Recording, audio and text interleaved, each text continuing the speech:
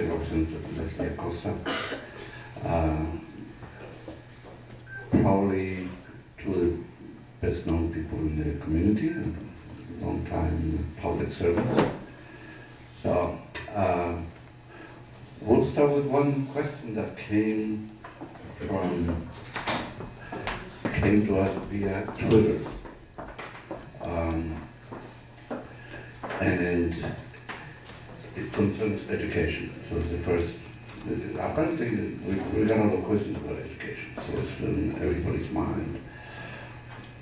I'll ask Leslie first, and Rich can answer the same question. What do you see as the biggest challenge right now for education?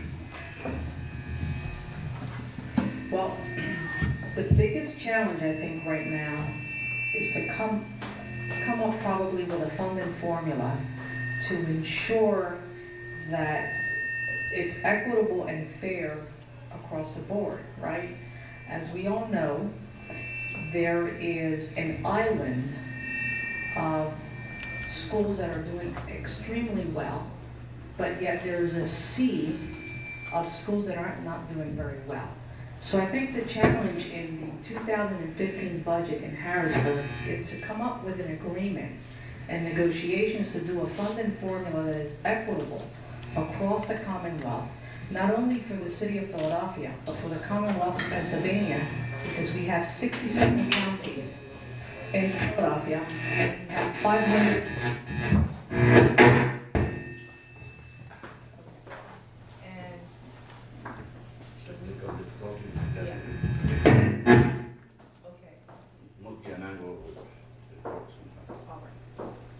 I think I can project loud.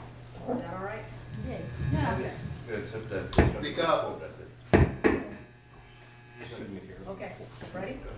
Okay, so we have 67 counties across the Commonwealth, but we have 501 school district in the Commonwealth. So we have to make sure that all 501 districts in the Commonwealth of Pennsylvania, we're doing a funding formula that covers four things specifically. One, poverty concentrated districts, ELS, and special ed.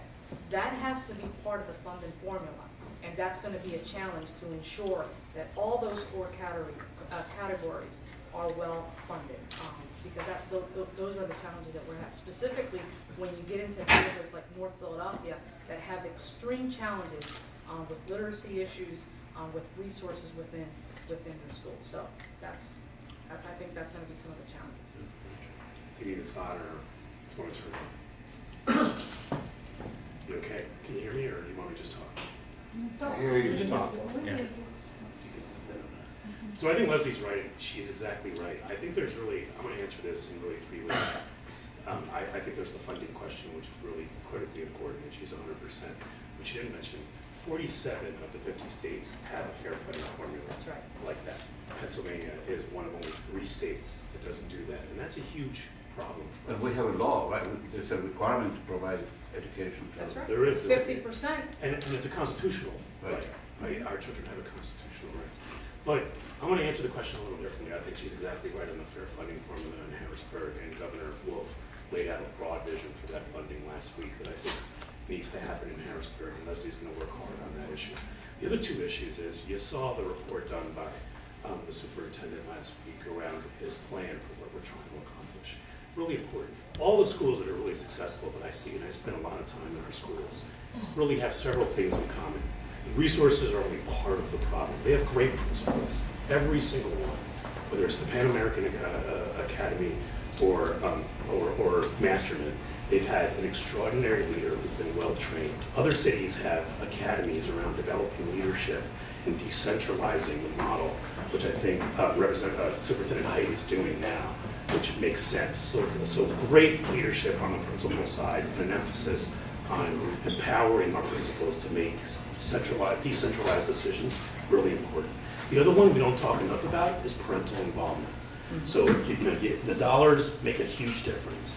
If our community and our parents aren't deeply and profoundly engaged, and our kids education. The schools that do well from a test score perspective, from a graduation rate perspective, from the number of children they send to college, have parents that are deeply, deeply involved and have best practices around parental involvement. The schools that don't lag behind in every single category. So I think Leslie's right. You start with funding, because you can't do anything without funding. You empower our principals, and you empower our parents to get involved. And only when you have all those things working do I think you have a successful school system. Okay, to both of you, isn't that sort of part of what is happening with charter schools? And I think that's why they're successful, they get the whole community involved. Well, here's the thing. Yes and no. I mean, you do have. First, are you pro or against? I'm pro-education. I don't. Charter schools specifically. I'm not for, I'm for education, period, whether it's a charter school. That's a cop-out. No, Really. no, no. No, it's a cop-out. Either you are in favor of having charter schools, or you are opposed to the idea. I'm not anti-charter school, because you do have charter schools that are performing very well, and we have students in those schools that are doing extremely well. However, we cannot have a disparity. We cannot fund one school adequately and not the other. So I believe that if we do a funding formula, everything should be included across the board, whether it's a public school or a charter school, it has to be fair. There cannot be a disparity, one school versus another. That's where I'm at in that position. Yeah, no, I support charter schools as a concept. The way that we've applied them in Philadelphia, I don't support. So we're engaged in what I think is a grand experiment around our children in Philadelphia. We have more charter schools per capita, per child, than any other major city in the entire country. So Philadelphia has been this hotbed of developing charter schools over the last 5 to 10 years. And I think that's a grand experiment that we shouldn't be doing with our kids. That's right. The best charter schools are performing really well. The best public schools, like Masterman and the Mastery schools, they're performing very, very well. There are good and bad charter schools, and there are good and bad public schools. The piece around, it's not about one or the other. It's a false choice. And I think being pro-education generally is okay. I don't think you're going to hear anybody who says we shouldn't have any charter schools, right? No one's going to say that. But I think what you're hearing is it's about a point of emphasis right now because of where we are.